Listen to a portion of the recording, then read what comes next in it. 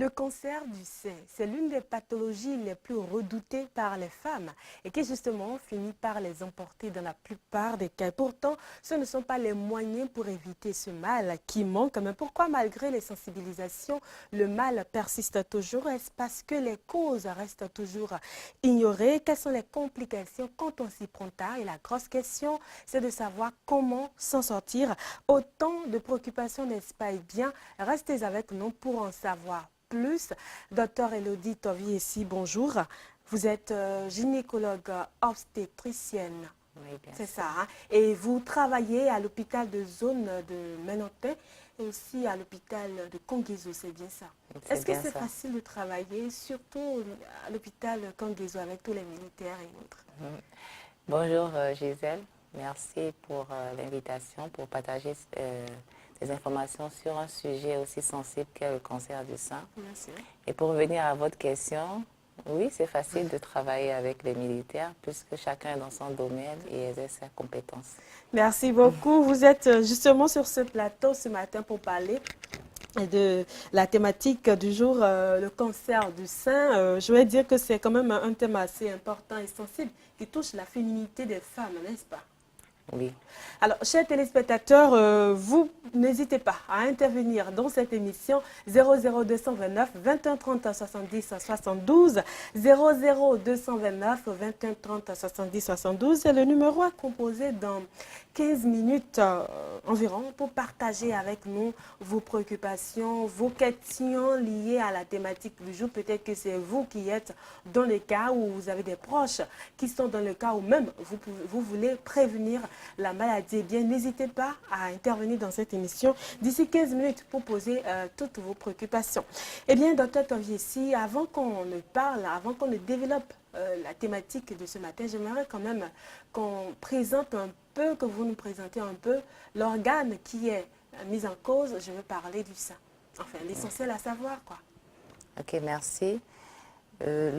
Mot sein, c'est un mot qui est dérivé du latin sinus qui signifie courbure. Et le sein, c'est un organe pair qui est situé devant la poitrine qu'on appelle couramment les mamelles chez la femme. Et cet organe, il est constitué d'une glande qu'on appelle la glande mammaire. Et c'est cette glande mammaire qui est faite de plusieurs compartiments, notamment ce qu'on appelle les lobules, qui sont chargés de sécréter le lait, et les canaux galactophores qui sont chargés de transporter le lait vers le mamelon. En dehors de tout ça, le sein aussi est composé de tissus de soutien faits de graisse, de fibres et de vaisseaux sanguins. Donc, au cours de la vie, Voilà, on a une image là, je ne sais pas si, voilà, ça traduit exactement ce que vous disiez à l'instant. Voilà, donc ça c'est un schéma qui représente le sein dans sa totalité. On voit tout ce qui est en couleur violet. Je ne sais pas si les téléspectateurs voient la même couleur que nous. Exactement, ils voient. Donc tout ce qui est en violet, en fait, c'est ce que je disais, c'était les lobules qui sont chargés de produire le lait. Et vous allez remarquer que de ces lobules partent de petits canaux vers le mamelon, vers le bout qui est là où c'est écrit mamelon. Oui. Et c'est ça qu'on appelle les canaux galactophores. Donc tout autour, il y a ce qu'on appelle le tissu de soutien, le blanc, notamment la graisse. Et il y a des vaisseaux sanguins qui passent dans cette graisse-là. Et il y a également aussi des fibres. D'accord. Voilà. Et il peut arriver que ce sein-là, ou ces mamelles-là, soient attaquées par des tumeurs. C'est ça qu'est le cancer, de façon générale, c'est ça? C'est comme ça Oui, c'est ce définit le qu'on cancer? définit le cancer. En fait, le cancer, de façon générale, c'est une prolifération un peu anarchique de cellules anormales. C'est-à-dire, dans l'organisme, il existe des cellules qui fonctionnent normalement chez tous les individus, mais il arrive que ces cellules soient soumises à des traumatismes divers dans l'environnement ou bien dans l'organisme et ils n'arrivent pas à se réparer. Et quand ces cellules ne se réparent pas, elles deviennent pathologiques. C'est ce qu'on appelle les cellules cancéreuses. Voilà. Et donc, c'est le développement de ces cellules de façon un peu désordonnée qui va faire qu'elles vont proliférer, se regrouper en amas pour former ce qu'on appelle une tumeur, le cancer. Et quand ça attaque le sein, on parle de cancer du sein. C'est à quel stade? Voilà, quand ça attaque le sein, on parle de cancer du sein Parce que ça veut dire que ces cellules-là se sont développées aux dépens des tissus de la glande mammaire. Donc, soit au niveau des canaux galactophoriques, là on parlera de tumeurs canalaires, ou au niveau des lobules, on parlera de tumeurs lobulaires. Tout à fait. Alors, avant de revenir plus amplement sur, je vais dire, les causes ou les facteurs de risque de cette maladie, on a quand même remarqué, docteur Tovier, ici, que le problème est de plus en plus imposant. Le cancer du sein est le cancer le plus diagnostiqué chez les femmes à travers le monde avant ou après la période de ménopause. Pourquoi?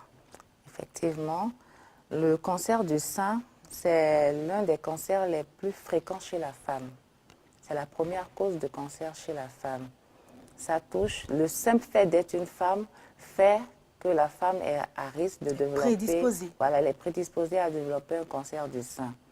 C'est vrai que jadis, le cancer du sein se développait plus chez les femmes après la ménopause, à partir de 50 ans. Mais aujourd'hui, on constate que le cancer est devenu de plus en plus jeune. On constate le cancer chez des femmes de 30 ans, de 35 ans. Et cela est surtout lié à tous les facteurs exogènes et aussi chez ces patientes jeunes, elles ont une prédisposition génétique à faire le cancer du sein. Donc le cancer n'est plus que l'affaire des femmes âgées, c'est aussi l'affaire de la femme jeune aujourd'hui. Et c'est vraiment dangereux, hein. On va revenir bien sûr sur les différents facteurs de risque et pourquoi on en remarque beaucoup plus chez les jeunes aujourd'hui, hein. Mais avant ça, comment on peut reconnaître le cancer du sein, docteur Tovier? Il est essentiel de reconnaître tous les signes qui peuvent orienter vers un cancer du sein. Parmi ces signes, il y a déjà les modifications au niveau de la peau, ce qu'on appelle couramment dans notre thème technique la peau d'orange, qui ressemble vraiment à ce qu'on appelle de la peau d'orange, c'est-à-dire c'est une peau qui est faite de petites fossettes, comme s'il y avait des petits trous là-dedans. Je crois qu'on a cette image et qu'on aura tout à l'heure pour mieux pour faire toucher du doigt ce dont on est en train de parler. Voilà. Donc, on peut avoir un aspect de peau d'orange, on peut avoir une rougeur au niveau de la peau. Ensuite, on peut avoir des modifications au niveau du mamelon. Le mamelon, il peut être rétracté, c'est-à-dire tiré vers l'intérieur, ou bien on peut retrouver des ulcérations, des croûtes au niveau du genre comme ça, de mamelon. Voilà. Des rougeurs. Des rougeurs de ce type. Ensuite, comme autre signe, on peut avoir des écoulements au niveau du mamelon. Cet écoulement peut être sanglant ou être noirâtre. L'autre signe le plus fréquent, c'est lorsqu'on palpe une boule, comme on le dit couramment, une boule dans le sein ou un nodule, qui peut orienter vers une tumeur du sein. Et ça, là, ce sont des signes qui alertent la patiente et il faut consulter le plus tôt pour que le médecin puisse demander des examens complémentaires pour pouvoir étayer son diagnostic. Il y a la douleur aussi? Sans qu'il n'y ait de lésion extérieure, est-ce qu'il y a la douleur qui peut quand même être un signe d'alerte? Il peut y avoir la douleur, mais en général, quand il y a la douleur, c'est que le cancer a déjà évolué d'une certaine manière. Un cancer qui est vu tôt ne fait pas en général mal. Ne fait pas en général mal. Alors, est-ce qu'il faut distinguer quand même? Il y a certaines femmes, quand elles allaitent, elles ressentent des douleurs dans le sein, je vais dire, dans les mamelons. Est-ce que c'est différent ou c'est pareil? Non, c'est différent. Quand une femme allaite, les canaux, déjà les lobules se sont modifiés pour pouvoir accueillir le lait maternel. Les canaux se sont modifiés également. Il y a une certaine distension liée à la présence du liquide, donc du lait, dans les seins. Donc, quand il y a un engorgement, il peut y avoir distension au niveau de ces tissus et puis il peut y avoir douleur. Ça n'a rien à voir avec la douleur du cancer du sein. Alors, on a plusieurs sortes de cancers du sein. Enfin, dans la littérature, c'est ce qu'on remarque, qui est le plus dangereux et le plus fréquent, docteur Tovier. D'accord. Effectivement, il y a plusieurs types de cancers du sein, mais le plus souvent, c'est une définition histologique. Comme on l'a vu tout à l'heure, le cancer peut se développer au niveau des lobules. Donc, on parlera de cancer lobulaire. Ou se développer au niveau des canaux galactophores. En ce moment, on parlera de cancer canalaire. Donc, le cancer peut être canalaire ou lobulaire. Le plus fréquent, c'est le cancer de type canalaire. Ensuite, en fonction du stade évolutif du cancer, le cancer peut ne se limiter qu'au niveau du canal galactophorique. En ce moment, il ne dépasse pas le canal et on parlera de cancer canalaire in situ ou cancer lobulaire in situ. Mais quand le cancer se développe plus et qu'il envahit les tissus qui sont aux alentours, on parlera de cancer infiltrant ou cancer invasif. Le cancer le plus fréquent, comme je l'ai dit, c'est le cancer canalaire. Maintenant, en dehors de tout ça, il y a ce qu'on appelle le cancer inflammatoire. C'est un cancer qui se développe très, très rapidement et c'est lié au fait que les cellules cancéreuses bloquent l'écoulement de la lymphe au niveau des canaux lymphatiques. Et donc, cela crée une inflammation locale et c'est un cancer qu'il faut prendre en charge rapidement. Rapidement. Sinon, ça va créer des dégâts. Ça va Comme créer tout beaucoup cancer, de... Comme bien tout sûr. cancer, bien Voilà. sûr. Alors, vous parliez de cancer canalaire, que voilà, vous avez utilisé des thèmes assez pointus, assez techniques. Cela voudra-t-il dire que les nodules, là, peuvent se retrouver dans n'importe quelle partie, au niveau du sein, c'est ça? Exactement, ça peut se retrouver au niveau des canaux. Ce sont des cellules, c'est plusieurs cellules qui se sont multipliées de façon anarchique et on fait bloc. Éparpillées. Voilà, bon, pas toujours éparpillées. Quand elles s'éparpillent, ça veut dire qu'il y a déjà infiltration. D'accord. Donc, en général, elles forment un bloc et c'est cet ensemble-là qui fait la sensation qu'on ressent en palpant le nodule. Exactement. Voilà. Voilà. Alors, on va revenir maintenant sur les facteurs de risque. Parce que souvent, on ne parle pas de cause, parce qu'il n'y a pas de cause tangible, il n'y a vraiment pas de cause tangible, mais beaucoup plus des facteurs de risque. Alors, docteur Toviesi, qu'est-ce qui peut justifier, je vais dire, la survenance de cette maladie-là? Il y a plusieurs facteurs de risque. Il y a énormément de facteurs de risque. En général, le cancer, on ne connaît pas la cause, mais il y a des facteurs qui peuvent favoriser la survenue du cancer. Et tout à l'heure, j'avais dit que la glande mammaire est sous l'influence des hormones, que ce soit les oestrogènes ou de la progestérone qui sont produits par les ovaires. Et l'hormone qui est le plus impliqué dans le développement du cancer du sein, c'est l'oestrogène.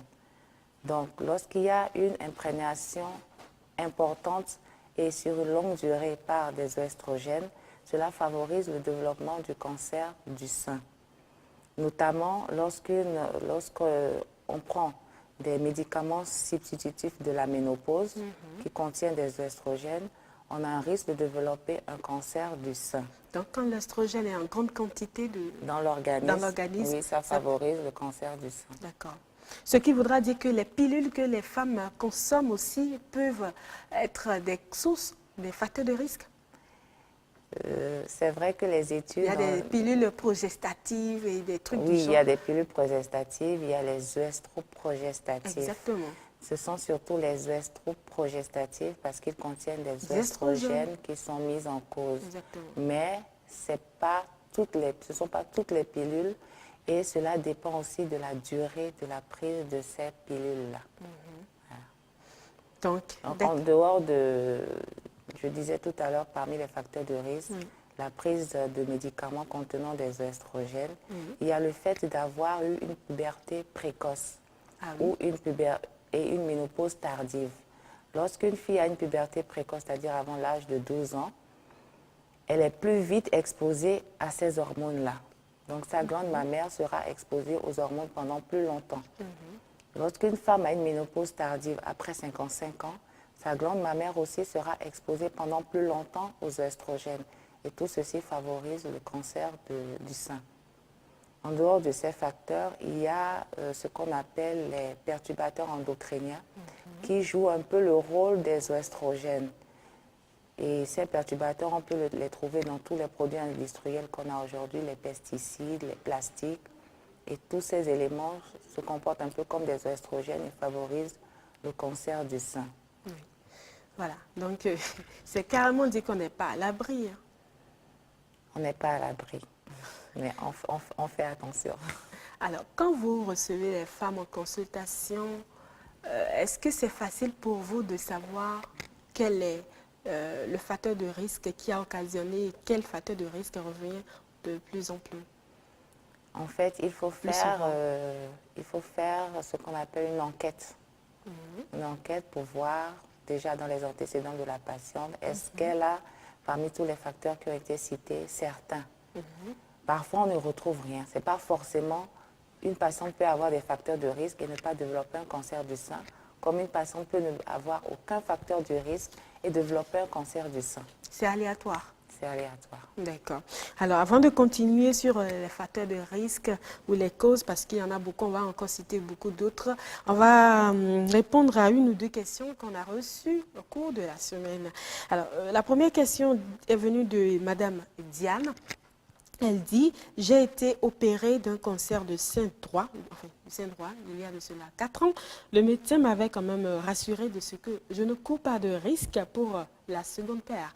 Mais chose curieuse, cela fait un moment, je ressens des douleurs bizarres quand je touche mon sein gauche et franchement, j'ai peur. Est-ce qu'il y a risque que le second sein soit atteint?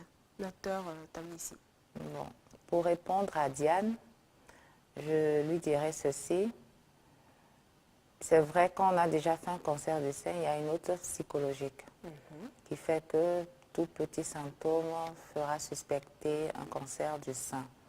Mais il faut qu'elle sache que le fait d'avoir fait un cancer du sein l'expose à faire encore un cancer du sein. Une femme qui a déjà fait un cancer du sein a un risque beaucoup plus élevé, voire 2, 3, 4 fois plus de risque de faire un autre cancer du sein. Ça peut être sur le même sein s'il n'a pas été enlevé, ou sur le sein contralatéral. Ce qui voudra dire que la douleur qu'elle ressent, c'est... La douleur qu'elle ressent peut être... peut ne pas être forcément un nouveau cancer qui se développe. Ce que je lui demanderais, c'est déjà d'aller voir son médecin pour qu'on l'examine et puis de continuer à faire le suivi. Parce que ce n'est pas parce qu'elle a été traitée il y a cela 4 ans qu'elle doit arrêter le suivi et la surveillance. Il y a aussi ça qui pose problème, hein, qu'après l'opération, les gens ne suivent plus, je vais dire, la période post-opération et il peut y avoir, je vais dire, régénérescence de la maladie. On parle de récidive, voilà. Il peut y avoir une récidive après un cancer du sein. Donc, il faut toujours continuer la surveillance. Alors, il y a une autre question et je voudrais demander à ceux qui nous suivent que vous pouvez déjà appeler la ligne. La ligne est déjà ouverte, vous pouvez déjà appeler pour intervenir dans cette émission en composant 00 229 21 30 70 72. C'est affiché en bas de l'écran. Alors, la deuxième question dit, moi j'ai l'habitude de mettre des soutiens-gorge assez serrés. Je dors même dedans. On m'a toujours dit que cela pourrait créer un cancer du sein, mais depuis des années que je suis habituée à ça, j'ai rien eu. Mais est-ce qu'il y a vraiment un risque de développer un cancer du sein en utilisant des dessous non adaptés ou trop serrés? Oui, elle fait bien de poser la question. Et moi-même, je me pose toujours cette question. Mais oui, parce que c'est un sujet qui a fait beaucoup de polémiques. On a incriminé le fait que de porter des soutiens-gorge favoriserait le cancer du sein. Mais aucune étude n'a prouvé cela de manière scientifique à ce jour. Donc, ce que moi je dirais, c'est que... C'est quand même une pression qu'on exerce sur les seins. Il faut porter des sous-vêtements adaptés, c'est tout. Il ne faut pas porter, que ce soit les sous-vêtements ou les vêtements, il faut porter des vêtements ou des sous-vêtements adaptés. Le fait de porter des sous-vêtements serrés, ça comprime les tissus, ça comprime les vaisseaux, ça comprime les vaisseaux lymphatiques, ça empêche le bon drainage des vaisseaux et l'élimination le drainage lymphatique et la circulation sanguine. Donc, c'est pour cela qu'il faut porter des sous-vêtements adaptés. Maintenant, quant à son lien avec le cancer du sein, les études sont en cours. Puis on verra ce que ça dira. On verra ce que ça dira. Mais déjà, ce qu'on peut lui conseiller, c'est de ne plus porter des dessous trop serrés, mais plutôt adaptés. C'est ça. Alors, on va évoluer toujours avec les facteurs de risque. Et quand on parle de facteurs de risque, on cite également la consommation de tabac, la consommation de l'alcool. Quel est le rapport? Voilà. Mais avant que vous ne répondiez, docteur Tovie ici, on va prendre le premier appel de ce matin. Bonjour. Allô, bonjour. Bonjour monsieur, comment vous appelez? Je vais très bien, chez vous? Nous allons très bien aussi. Et comment vous appelez? On m'appelle Monsieur Doucet William Bertrand. Monsieur William, vous nous appelez Oui. d'où? J'appelle depuis Calavi. D'accord. Vous avez des préoccupations? Oui, oui. Bon. Moi, j'ai une soeur qui était en grossesse. Oui. Et du coup, on a senti des boucles dans son sein. Elle a été consultée. On a dit que c'est un cancer. Maintenant, la grossesse est déjà évolué, déjà 5 mois comme ça. Oui. Mais on dit que c'est une grossesse à risque. Bon, on l'a encouragé, tout ça là.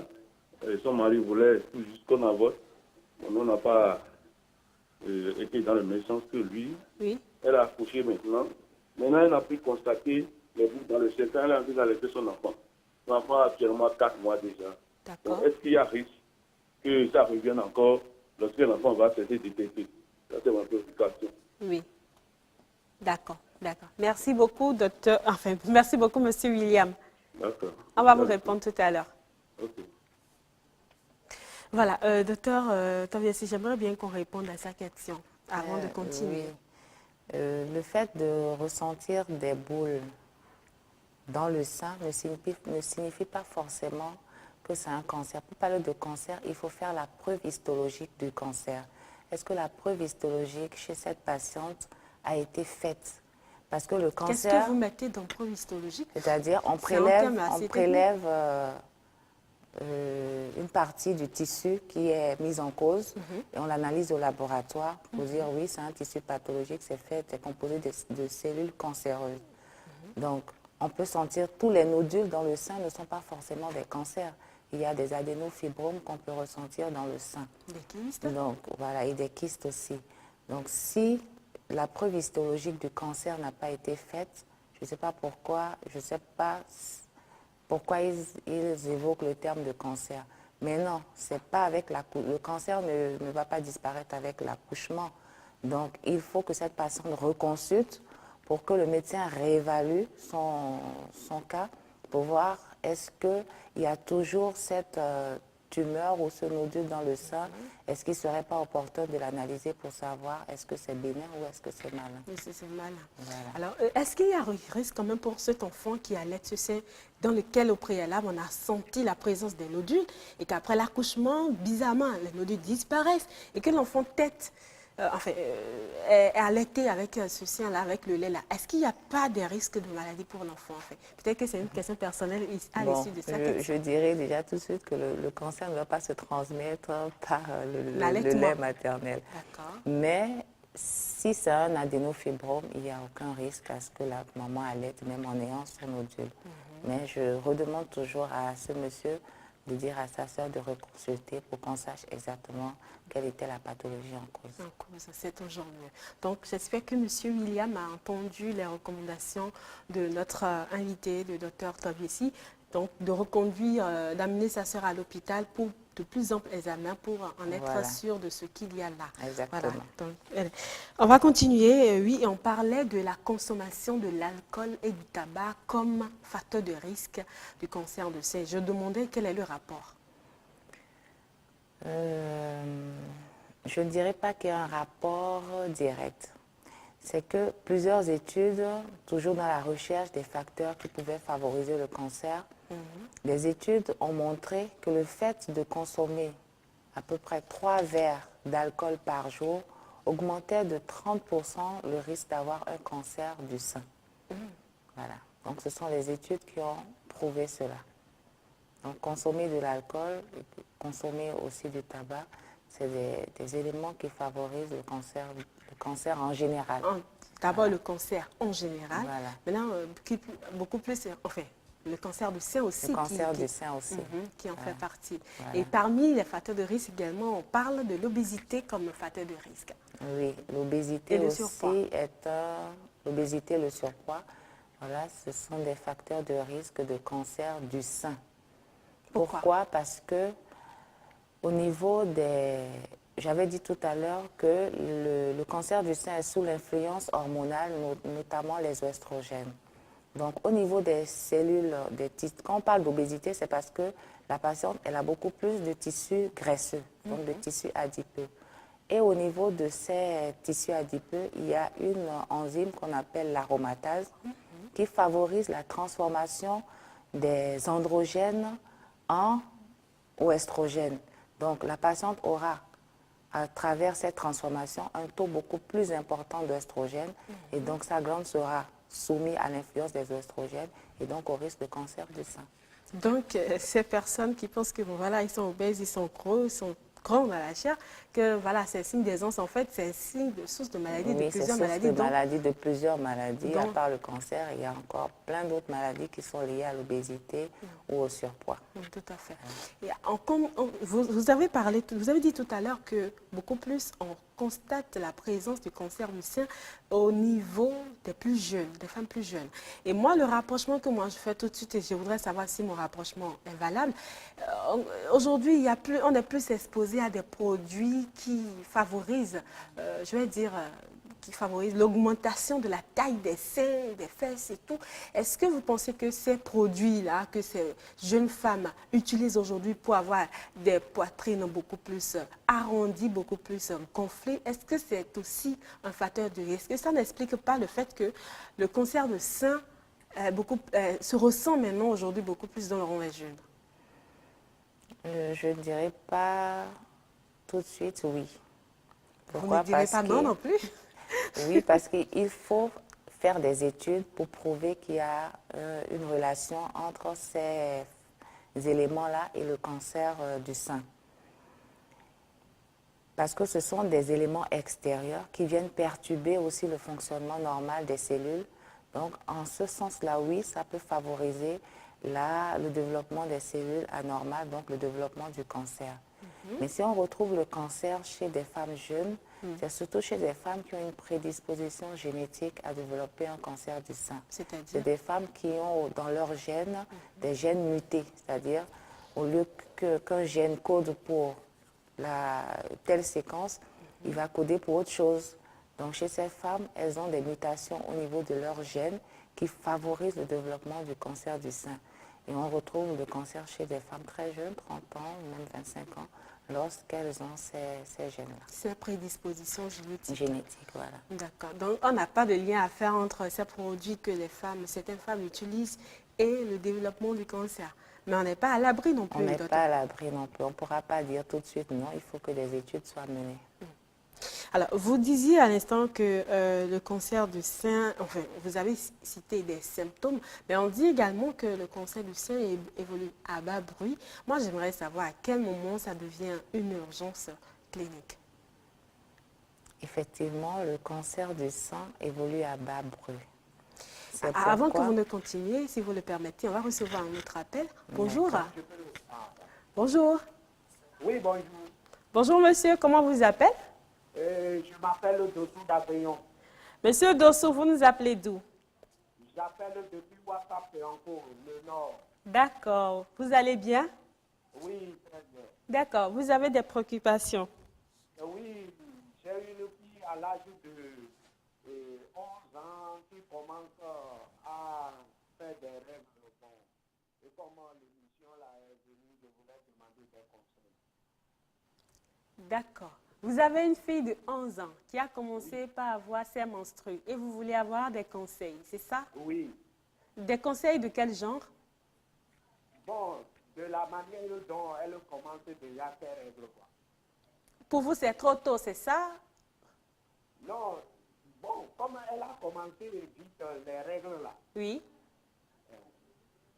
D'accord. 11 ans, c'est bon. D'accord, on vous aura compris, on va vous répondre. Ah, d'accord, merci. Merci beaucoup, monsieur Dossou. Oui, mais... Bon, ouais. Il y a une gynécologue sur le plateau, donc ça tombe à pic. Je vais lui répondre en même temps. Oui. Bon, je dirais à monsieur Dossou que on ne peut pas donner des conseils comme ça. D'accord? 11 ans. Aujourd'hui, l'âge de la puberté a tendance à reculer. Les filles ont une puberté de plus en plus... Un peu trop tôt. Un peu trop tôt, 9 ans même. Donc, 11 ans, je ne lui dirai pas que c'est grave, mais je lui demanderai de discuter avec la maman de sa fille et de conduire sa fille dans un centre de santé où il y a une sage-femme, où peut y avoir un médecin, et on va lui expliquer ce que c'est déjà la puberté et lui donner des conseils pour son développement futur. Voilà. Voilà. Donc, Monsieur Dosso, j'espère que vous avez compris. Il s'agira juste d'emmener la fille à l'hôpital avec sa maman pour avoir des conseils. Juste des conseils, voilà. De Un visu examen avec, de routine. de visu avec une sage-femme ou une gynécologue. Voilà. Voilà, pour plus je vais dire de précision et autres. Voilà. D'accord. Comme ça, il pourra poser toutes ces questions, tout ce qui préoccupe, et puis il aura directement les réponses. D'accord. Alors, je reviens sur ma question qui parle de à quel moment ça devient une urgence clinique si déjà la maladie elle évolue à bas bruit. En fait, le cancer du sein, c'est un cancer qui est le plus souvent infraclinique. Ce n'est pas toujours qu'on arrive à le palper à l'examen. C'est pourquoi il faut faire des dépistages. Lorsque ce cancer lorsque le cancer est diagnostiqué, tout cancer, lorsqu'il est diagnostiqué, il devient systématiquement une urgence. Parce que plus le cancer est découvert tôt, plus vite il est pris en charge et mieux on aura des résultats en ce qui concerne la prise en charge. C'est-à-dire on aura de meilleurs pronostics et de meilleurs résultats par rapport au traitement. Voilà. Donc tout cancer est une urgence. Il faut prendre en charge le plus rapidement possible. Alors, dans ma recherche, j'ai remarqué que je me suis rendu compte que les hommes aussi sont quand même concernés par cette histoire de cancer du sein. C'est vrai que l'anatomie, quand on prend le sein, l'anatomie chez la femme comme chez l'homme, c'est pas pareil. Mais comment se fait-il que les hommes aussi, même si c'est des cas rares, sont prédisposés ou peuvent développer le cancer du sein dans votre vie ici? Tout à l'heure, avant que vous me répondiez, comme toujours, je vais vous couper, je vais me permettre de vous couper encore pour recevoir un autre appel. Bonjour. Bonjour. Chers téléspectateurs en ligne, vous nous recevez? Allô? Oui. Bonjour. Allô? Bonjour monsieur, comment vous appelez? Oh là là, on espère que la personne va nous revenir. Oui, on continue. Donc, pour répondre à la question, oui, on peut découvrir le cancer du sein chez l'homme. L'homme aussi possède la glande mammaire, mais de manière atrophiée. Donc, en général, on n'y pense pas parce qu'on se dit le cancer du sein, c'est l'affaire de la femme. Donc, lorsqu'un homme a des troubles de douleur ou bien une tuméfaction au niveau du sein, on n'y pense pas tout de suite, on ne pense pas au cancer tout de suite. Ce qui fait que chez ces hommes, en général, on dit une proportion de 1%, le cancer est souvent découvert à un stade très, très évolué et puis il y a vraiment un mauvais pronostic. Oui. Voilà. Mais il y a des hommes qui ont des seins assortis parce qu'ils sont, voilà, je sais pas, ils sont gros et autres. Et par contre, il y en a qui ont la poitrine bien plaquée. Est-ce qu'il y a plus de risques chez ces personnes, ces hommes-là qui ont des seins sortis un peu arrondis comme chez les femmes? Chez les hommes, je parle de la présence de la graisse, bien de la peau. En tout compte fait, l'obésité, la présence de cellules graisseuses favorise le cancer au sens général. Maintenant, chez les hommes, le cancer est surtout lié à cette prédisposition génétique là aussi. Voilà, c'est pas... Donc, un homme peut avoir une poitrine bien plate, mais s'il a une prédisposition génétique à développer un cancer du sein, oui, il développera son cancer. Alors, quelles sont les complications plausibles lorsqu'on s'y prend tard? Comme je disais tout à l'heure, plus tôt le diagnostic est fait, plus tôt la prise en charge est faite, mieux on a de bons résultats par rapport à la prise en charge et on peut apporter la guérison ou une meilleure qualité, c'est-à-dire une survie sur une longue durée. On va prendre un appel rapidement. Bonjour. Bonjour. Allô? Oui, bonjour monsieur. Oui, bonjour Gisèle. Monsieur Justin? Oui, c'est M. Justin Nayo, comment vous allez? Nous allons très bien. Et vous? J'ai compris pourquoi l'autre n'avait pas répondu tout à l'heure parce que le retour là, on ne l'a pas. Ah, d'accord. Les sécurités peuvent voir ça vous aider. Ok, bon, je salue le docteur. Oui. Je ne reçois rien, hein. Dis bien quand même. Je ne reçois rien du tout. Bon, donc, je salue le docteur. Et vous savez, Gisèle, c'est une émission qui concerne beaucoup plus les femmes. Vous voyez que ce n'est que des hommes qui appellent. On se comprend les mots. Bon, donc j'ai deux petites questions. La première, vous savez, le docteur a utilisé beaucoup plus de termes techniques. Et vous voyez, des termes qui nous font peur. Alors, qu'est-ce que je voudrais demander? Je suis par exemple une femme et à peine lettrée.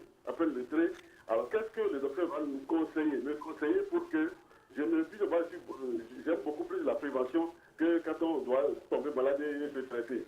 Et en matière de prévention, qu'est-ce que le docteur va nous conseiller pour que, n'est-ce pas, peut-être des habitudes alimentaires, tout ça, pour que, n'est-ce pas, le cancer de sein ne m'arrive pas. Ça, c'est la première question. Oui. La deuxième question, c'est que sur les réseaux sociaux, il y a des conseils où les docteurs demandent aux hommes de bien sucer le lait de leur femme pour leur éviter donc, la maladie du cancer. Est-ce que c'est vrai? Voilà mes deux questions, je vous remercie.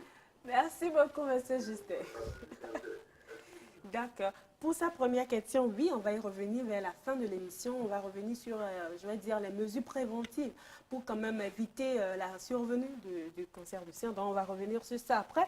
Mais sa deuxième question, oui, c'est intéressant parce que tout le monde est au courant de cette affaire, de ce que, voilà, on voit des posts sur les réseaux sociaux où on demande aux femmes de se laisser traiter par leur mari, que ça diminue considérablement les facteurs de risque du cancer du sein. Docteur Tovici, est-ce que c'est vrai ou les études sont toujours en cours? Si Monsieur Justin, à qui je dis bonjour, a suivi, parmi les facteurs de risque, on n'a pas parlé de non-succion ou pas du mamelon.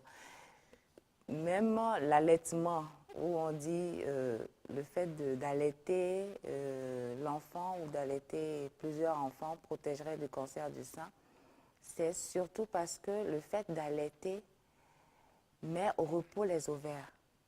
Et lorsque les ovaires sont au repos, il n'y a pas beaucoup de production des hormones, notamment les oestrogènes. Donc c'est par ce canal-là que l'allaitement protège contre le cancer du sein. C'est pas le fait c'est pas la succion du mamelon qui protège contre le cancer du sein. Mais non, je ne sais pas si, bon, c'est vrai que beaucoup de choses circulent sur les réseaux sociaux. Quel est le fondement ou la base de ces informations? Je n'en ai aucune idée. Encore que l'enfant qui peut-être quand même tire quelque chose du sein.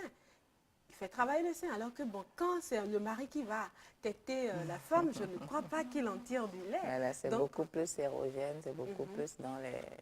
Bon. Voilà, on va parler maintenant je vais dire, de la prise en charge, les traitements, parce que c'est la grosse question. Quand on est déjà en phase terminale, quand on est atteint du cancer du sein, quelles sont les chances pour moi de m'en sortir? Il y en a plusieurs, Dr. Tovici, il y a plusieurs, je vais dire, plusieurs gammes de traitements quand on parle de cancer du sein, n'est-ce pas? Oui. Il faut déjà tout faire pour éviter d'arriver à des stades beaucoup plus avancés. D'où toujours, on répète, la prévention. D'accord? Et le dépistage.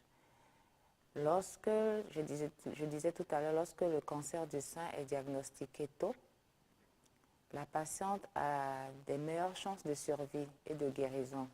Le traitement est moins traumatique, il est moins mutilant. Mais lorsque le cancer du sein est découvert à un stade beaucoup plus avancé, c'est que parfois la tumeur aussi a déjà pris une certaine proportion en taille. Elle a envahi parfois une bonne partie de la glande mammaire. Et les cellules tumorales, parce qu'on dit que le cancer du sein, c'est une maladie générale, c'est-à-dire presque toutes les minutes, ces cellules cancéreuses sont déversées dans la circulation sanguine. Donc ces cellules vont aller coloniser d'autres organes, les poumons, le cerveau, le foie. Donc lorsque la maladie n'est pas prise en charge très tôt, lorsque la maladie a déjà évolué, le traitement est beaucoup plus difficile et les chances de survie sont réduites. Et en ce qui concerne le traitement, c'est une prise en charge multidisciplinaire. Donc, qui passe par la chirurgie qui consiste en l'ablation soit de la tumeur, on parle de tumorectomie, où on peut enlever une partie de la glande ou enlever carrément tout le sein. D'accord? À cela, on peut ajouter des traitements médicamenteux tels que la chimiothérapie qui consiste à donner des médicaments anticancéreux. On peut donner une hormonothérapie ou on peut faire une radiothérapie qui consiste à irradier le sein. Et tout ça, c'est dans le but de réduire un peu la taille tumorale pour permettre une chirurgie beaucoup plus aisée. Et on en fait au Bénin. On en fait au Bénin. On fait la chimiothérapie au Bénin, mais la radiothérapie pour l'instant, Pour non. l'instant, non. D'accord. On va recevoir un autre appel. Bonjour. Bonjour. C'est Auguste Derouet depuis Ouessant. Monsieur Auguste. Oui. Oui, votre préoccupation. Bonjour. Bon, là, il y a une préoccupation en plus suite après l'application, c'est une doléance. D'accord. La préoccupation est celle-ci. Le sevrage précoce, est-ce que ça n'a pas un lien avec le cancer du sein? Le quoi? Le sevrage. Je parle du sevrage précoce. Ah, d'accord. Oui. Vous demandez si le sevrage précoce n'est pas quoi? Est-ce que ça a un lien avec le cancer? Du sein? Ah, d'accord. Oui. D'accord. La doléance Oui. est souvent, lorsqu'on est un peu empêché dans la journée du samedi pour suivre l'émission, Oui. et que la nuit profonde pour rattraper un peu l'effet de la fatigue n'arrive pas à suivre quoi. Vous avez la Maintenant, journée. une semaine, c'est le jeudi. Oui. Mais je voudrais demander si on peut revoir l'heure de la semaine là, et que ça soit dans la soirée où mon être pourra suivre là. C'est-à-dire, les fonctionnaires ne pourront pas suivre dans le jeudi là. D'accord. Oui, donc c'est une préoccupation, c'est une doléance. Vous avez une autre chance hein, pour vous rattraper. Vous allez sur YouTube, vous tapez Télé Santé et vous avez toutes les émissions. D'accord. D'accord. Merci infiniment. Mais votre doléance, on va la prendre en considération. D'accord. Merci beaucoup. Merci, bonjour au docteur. Elle vous a répondu. Bonjour, monsieur Auguste. Alors, vous allez finir votre développement avant de répondre à sa question. Je vais répondre à sa question. D'accord. Donc, monsieur Auguste demande si le sevrage précoce n'a pas un lien avec le cancer du sein. L'allaitement maternel protège contre le cancer du sein dans la mesure où ça met au repos les ovaires et donc la femme est moins soumise à l'action des œstrogènes. Donc, une femme qui allaite pendant une courte durée, elle sera plutôt soumise à l'action des œstrogènes. Donc, cette action peut favoriser le cancer du sein. Voilà. Donc, monsieur Auguste, si vous ne voulez pas être exposé ou si votre femme, vous ne voulez pas que votre femme soit exposée, il faudrait que... Il faut allaiter le plus longtemps possible. Le plus longtemps possible, en tout cas. Voilà. On va répondre à une autre question. Je vais ajouter ceci, c'est que le fait de tomber enceinte, il y a une modification au niveau des tissus du sein qui fait que ces tissus ou ces cellules sont plus différenciées, donc moins soumis à l'action exogène et donc moins soumis aussi au cancer du sein. Donc, le fait de tomber enceinte et cette grossesse va favoriser, c'est-à-dire un développement de la glande mammaire pour pouvoir favoriser la lactation. Oui, ça aide aussi dans la protection contre le cancer du sein. Tout à fait. Alors, il y a une question ici que j'ai reçue dans la semaine. La personne dit, une mammographie est-elle nécessaire même si on ne perçoit aucune anomalie à l'autopalpation ou à l'examen clinique? Oui, même si on ne perçoit... Déjà, la mammographie sert à faire quoi? La mammographie, c'est une radiographie qui permet d'irradier, c'est-à-dire on envoie des rayons dans le sein pour pouvoir obtenir une image. D'accord? Donc, ça nous permet de découvrir des cancers de petite taille, inférieure à 1 cm. Donc, quand on palpe le sein et qu'on découvre une tumeur, c'est que cette tumeur fait au moins 1 cm. Alors que la mammographie, elle permet de découvrir des tumeurs de taille beaucoup plus petite. Mais on ne fait pas la mammographie tout venant. Il faut qu'il y ait un signe d'appel. Et lorsque ça rentre, ça c'est lorsque ça rentre dans le cadre d'un diagnostic. Lorsque ça rentre dans le cadre du dépistage, en général, on le fait à partir de l'âge de 50 ans jusqu'à 74 ans, tous les 2 ans. C'est ce qui est fait dans les pays développés. Donc, ce n'est pas encore pratique courante chez nous. Voilà. On espère que ça va venir. On va recevoir le dernier appel, si tout va bien, ce matin. Bonjour. Bonjour. Bonjour. Enfin une femme. Comment vous allez? Bonjour, madame. Oui, bonjour, Bonjour, madame. madame. On vous appelle comment? Karine, depuis Parakou. On vous appelle comment? Clarisse. Karine, depuis Karine, Parakou. pardon. D'accord. Madame Karine, vous avez une préoccupation? Oui, oui, c'était pour savoir, c'était par rapport à l'alcool, la prise de l'alcool. Oui. Oui, vous avez dit que l'alcool fait partie des facteurs De qui donnent risque. le cancer du sang. Oui. Est-ce que c'est l'alcool en général ou bien c'est l'alcool de ce jour, comme tu peux appeler c'est la bière, c'est la bière, ou bien c'est genre une bouteille, 2 bouteilles, ou bien c'est la prise quotidienne? C'est la première préoccupation. Vous aimez prendre du vin, c'est ça? Hein? Pas tout à fait, plutôt la bière. D'accord. Votre deuxième préoccupation? La deuxième préoccupation concerne l'article que j'ai lu, où il disait que l'avortement répétitif doit être souvent des cancers de sang. J'aimerais savoir si c'est vrai. Oui. D'accord. Je crois que c'est. D'accord. Merci beaucoup, Madame Karine. Merci à vous. J'ai Oui, pas on va y aller compris la rapidement question. puisqu'on tend déjà vers la fin de Ah, l'émission. tout de suite. Oui, tout de suite, ça passe vite. Alors, sa première question, elle voudrait savoir si c'est Oui, l'alcool. toutes sortes d'alcool. Oui. C'est l'alcool. En général. L'alcool, c'est l'alcool, d'accord? Que ce soit dans la bière, que ce soit dans notre soda bi, voilà. Le fait de consommer de façon quotidienne l'alcool, les études disent 3 verres par jour augmente le risque d'à peu près 30%. Donc, c'est toutes sortes d'alcool. Donc, il faut carrément revoir sa consommation. Sa consommation à la baisse. d'alcool, voilà, à la baisse. Alors, sa deuxième préoccupation, l'avortement répétitif serait un facteur de risque du cancer du sein. Elle voudrait savoir si c'est vrai parce qu'elle aurait lu dans une- L'avortement répétitif, l'avortement à lui-même, non. Mais le fait de ne pas avoir de grossesse, c'est-à-dire le fait de ne pas mener à terme une grossesse, de ne pas avoir de grossesse en général, fait que la femme, comme on le dit, est exposée à ces hormones. Donc plus la femme est exposée à des hormones, plus elle a des cycles où les ovaires ne sont pas mis au repos, plus elle sera exposée aux estrogènes et plus elle sera à même de développer un cancer du sein. D'accord. Merci beaucoup, Dr. Viesi, pour toutes tes réponses. Alors, la deuxième grosse question qui se pose, c'est comment faire pour éviter ça? Quelles sont les mesures préventives? Je crois que ça fait partie des préoccupations de M. Justin. Voilà.